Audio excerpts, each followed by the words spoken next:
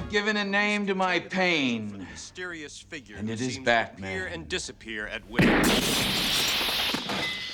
I was a comic book fan in that era, and the Joker was my favorite. I'm glad you did.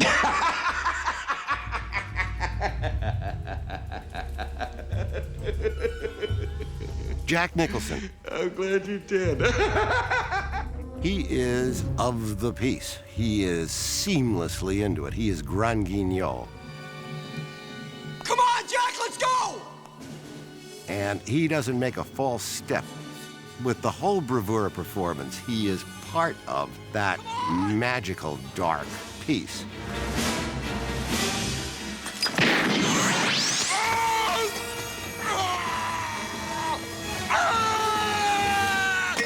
The story says here's a man plunged into nuclear waste and comes out this other identity, right? So my simple thought on it is the guy is from then on short-wired. I love that.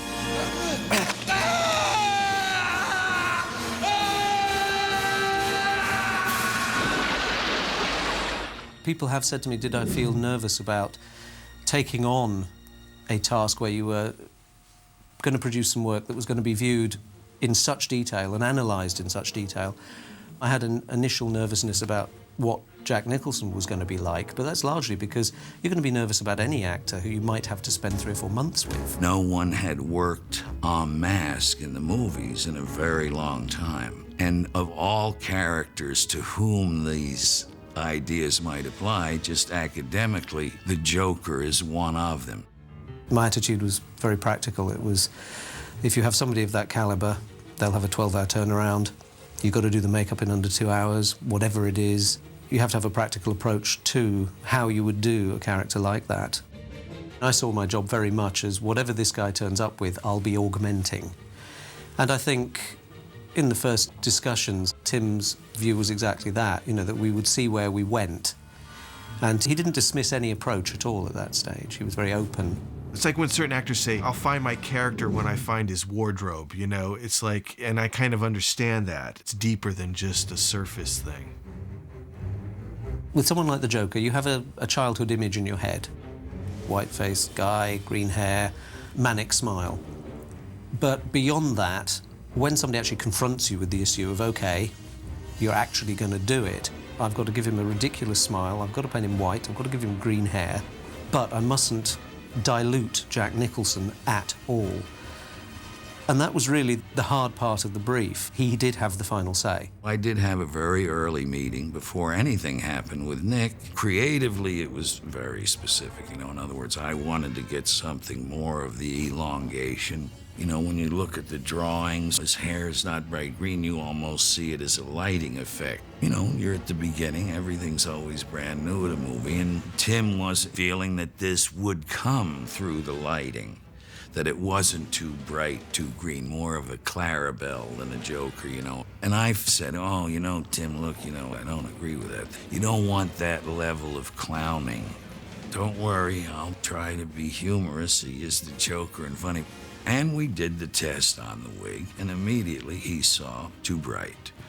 Changed the wig, much less green area, you know, much less fright wig element, more, you know. This was also very revolutionary at the time. The chemistry of it was very specific, and they were very inclined toward the creative result of it. And we had a lot of talks. One of the ironies of my life is I'm allergic to spirit gum, you know, the basic unit of movie makeup. You know how concerned people are about appearances. This is attractive, that is not. Well, that is all behind me. I now do what other people only dream. I make art until someone dies. See?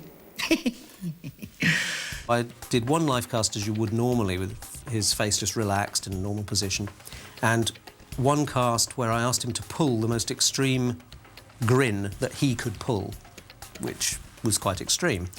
Moulded these various items, produced casts of him smiling and not smiling that I could then sculpt on.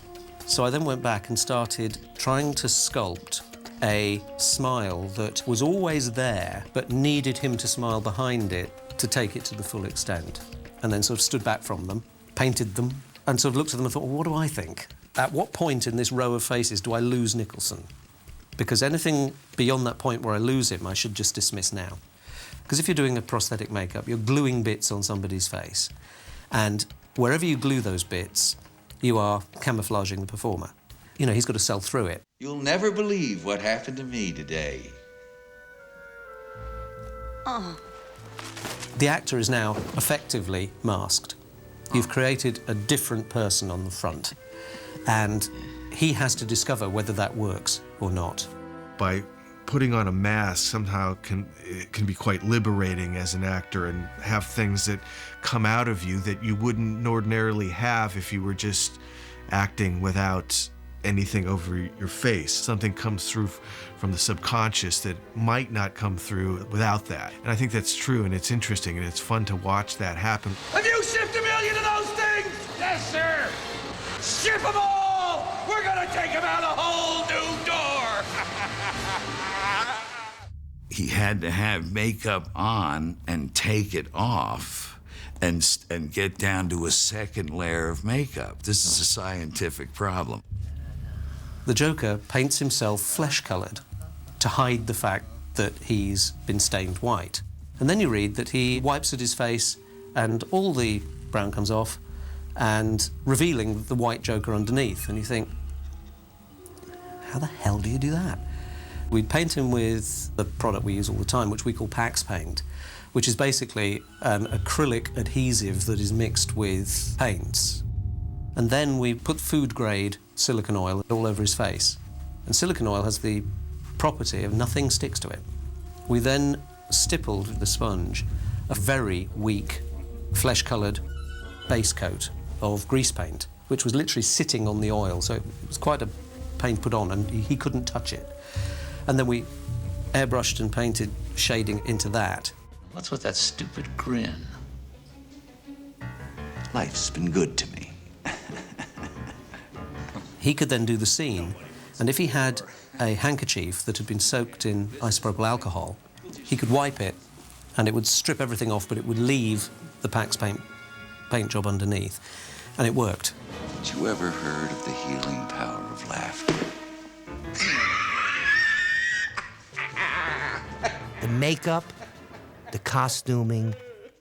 Now get out of here! That's a big plus in making an actor feel like they're in the moment. We've got a flying mouse to kill, and I want to clean my claws. Bob had wanted to take that that elegant gangster that was in his very sharp pinstripe suit, and when he got sort of dipped in the acid, turn it into this sort of zany version. You look fine. Jack's known for coming to London to have suits made. I didn't ask. We used a Savile Row tailor to make these amazingly well-crafted suits, so he was so happy, really, with his whole look. So much to do, and so little time. Amongst that, you had a guy in a purple tailcoat, which kind of jumped out, but it all seemed to fit at the time. I have one problem with the movie, and it's one shot, but it's very sadly the very first time you see the Joker, when he walks out of the shadow. If you look, he's got an absolutely enormous purple splodge on the side of his neck. And this is because we did a couple of takes, and some white grease paint had got on the collar of his coat he's wearing. And instead of taking that off with alcohol or something like that, had actually used purple boot polish on the coat. Maybe we can cut a deal. Of course, the director is going to use the take that has the best performance in it, and it's there. Jack is dead, my friend. You can call me Joker. And as you can see, I'm a lot happier.